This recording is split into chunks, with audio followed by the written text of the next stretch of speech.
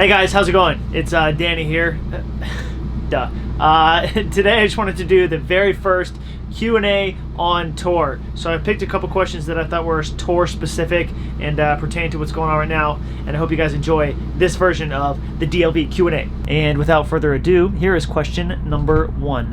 What's it like living next to the rest of the band in such a small, confined space as such as the bus for long periods of time? Do you guys tend to sort of fall out, or do you all get on as normal? That is a good question. Living so close together in little coffin bunks on the tour bus is pretty easy as long as you follow some essential rules. 1, do not keep dirty clothes in your bunk.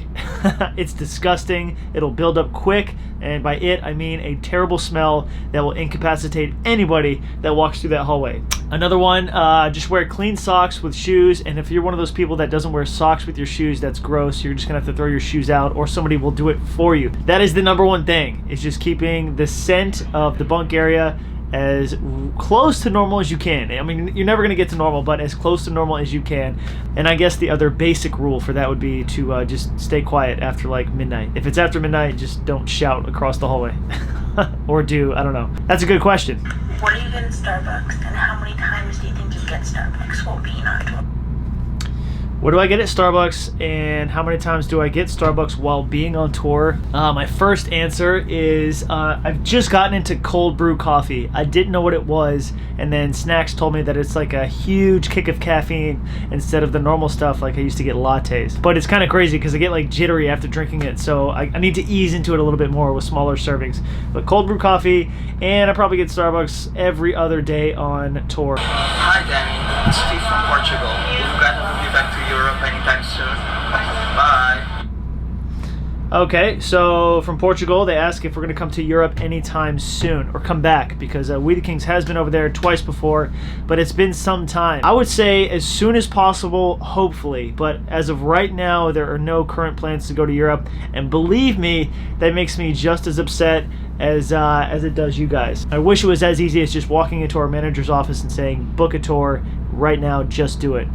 There's a whole lot of things involved. You have to map out a European tour to where you can make a relative drive. You can't play London, then Paris, then Finland, and then go down to the bottom of Italy. You have to make it a full tour and really plan it out. There's an art to it, but again, it is possible, and I believe that we will come to Europe again very soon, whether it's this year or next year. I promise. We love Europe, and we're gonna make it happen. Danny, I just have one question. When will We the Kings have a tour in Europe? Because I really would like to meet you one day. Okay, so similar question. I think this girl is from the Netherlands, and she has an awesome accent. But see the answer from before. We want to come to Europe as soon as possible. Hopefully sometime this year or next year. Hey Danny, my question is, out of all the songs that We the Kings has released, what's your favorite one to perform live? The answer to this question used to be the same for a long time. It was Check Yes Juliet, because the response from the crowd was always so energetic and explosive that it in turn let us absorb that energy and make it a very, very impactful song. But I think on this tour, I've got to change that answer, and I'm going to say The Story of Tonight has become my new favorite song to play live, because it does pretty much the same thing. People get so excited to hear it. It's new for us. It's fun. It's high energy. And that feeling is something that you can't beat. And I attach that feeling now to The Story of Tonight, as well as Check Yes Juliet. But for the sake of this tour and that song, definitely The Story of Tonight. Hopefully you guys make it out to some of the shows on the tour so that you can hear us play it live, and it's amazing. As per the usual, people tell us that it sounds better live than it does on the record. So come check it out if you can, please. Since you guys started touring again, are you going to hire a new drum tech? Question mark.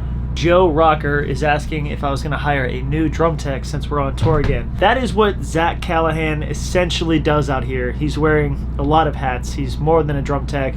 He's guitar teching at the same time and doing a couple other little things day to day. But if I had to say who my drum tech is, that's what Calaheezy's doing. And he's doing a good job. It's his first tour ever. He's learning things very quickly, and the shows are turning out to be pretty smooth and amazing. What What is up, Danny? I want to know who plays the most pranks on tour. Greetings from Queens. The answer to that question has always been and will always be Travis Clark. He is the king of making people squirm and awkward. And we've got this new thing now that I got to teach you guys about. He will just lie to somebody about something. Like, hey, the meet and greet got changed. There's now 300 people and we're going to be there for 5 hours. And somebody like Charles would be like, wait, what? I had plans to do this. Like, you know, this, are you sure? Like, can we see the email? And we have this thing called the fish hook. When that happens, we all shout that there's a fish on, like Travis got a fish on his hook. It's the dumbest thing in the world.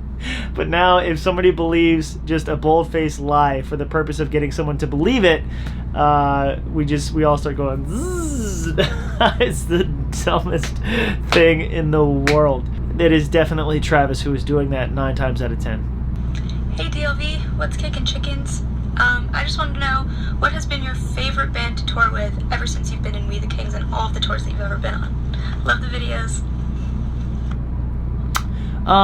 That is a good question.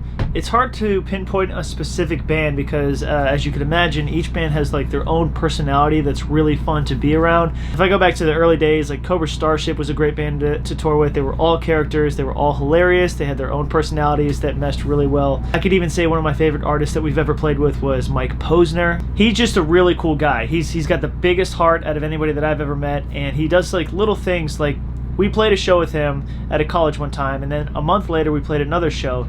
He came up to us, addressed us all by our first names. He was like, Coley, Hunter, Danny, Travis, like looked us all in the eye, like remembered our first names, and then just hung out and kicked it. And it's crazy because sometimes she'll tour with bands where all they do is kind of just talk to Travis because they think that that's what's going to help them get ahead, and they don't necessarily take the time to hang out with the entire band. So I always make a mental note of people who do cool stuff like that, and it's hard to pinpoint a lot, but you know, just listing off a couple, you know, Cartel, The Cab was fun, Mayday Parade, obviously, I love Jake so much. All these bands that are just, they're just down to kick it and have fun, which is probably 95% of them. It's always a great environment to have on tour. So, good question. Very good question. All right, guys. Well, I hope you enjoyed the Q&A. Thanks so much for sending in the questions and showing your big, beautiful faces so that we can get a glimpse of what the DLV looks like. Hopefully, we can have another one of these soon. But as for right now, it's time for me to go sound check. So, we'll see you later. Bye.